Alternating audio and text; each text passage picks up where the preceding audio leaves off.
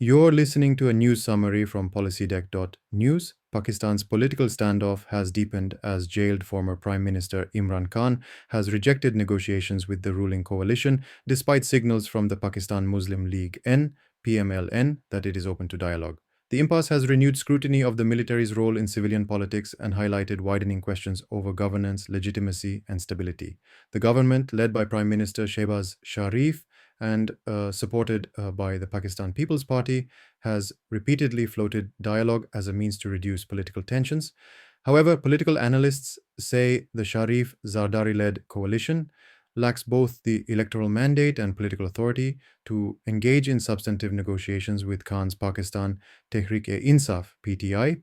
Analysts add that past offers of talks by successive governments were often aimed at containing opposition led street protests rather than resolving structural political disputes. Public statements from Khan's family and senior PTI figures indicate that any negotiations with the current government would not carry his approval. Khan's sister, Alima Khan, has said that those advocating talks do not represent his position, stressing that the former prime minister has instead directed party organizers to prepare for a street mobilization, particularly in Khyber Pakhtunkhwa. Analysts note, however, that no structured nationwide mobilization has yet materialized and that sustained street protests in Pakistan typically require extensive local organization and tacit tolerance from security agencies. Khan has been incarcerated since 2023 in multiple cases, ranging from corruption to charges linked to unrest following protests on May 9, 2023.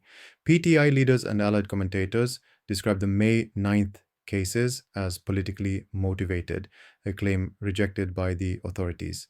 Courts have so far upheld several indictments, while appeals remain pending.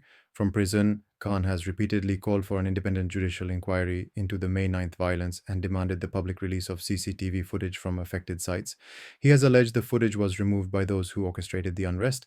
Nearly 3 years on, no independent investigation into the events has been conducted. The standoff has also coincided with renewed debate over civil-military relations, fueled by discussions surrounding former intelligence officials and anonymous social media activity.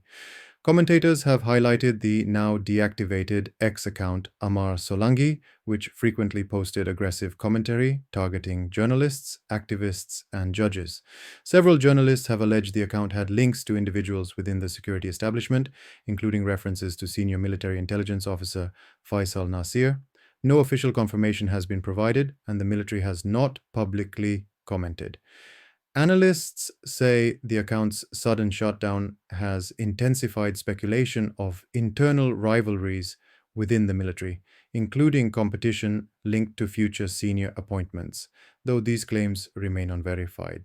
Separately, analysts say ongoing legal proceedings against former intelligence chief Faiz Hamid, whose cases could expand to include matters related to May 9th and earlier political events, have added to uncertainty within Pakistan's power structure. Claims that Hamid could testify against Khan have been dismissed by some of his alleged associates, and no court filings to that effect are public. The political deadlock comes amid broader concerns over democratic backsliding and deteriorating human development indicators. United Nations data show Pakistan's Human Development Index ranking has continued to decline in recent years, compounding economic pressures in an already volatile political environment.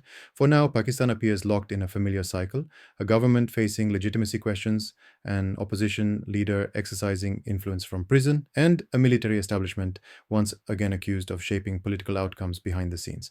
Whether the confrontation moves toward negotiations or escalates into mass protest remains uncertain.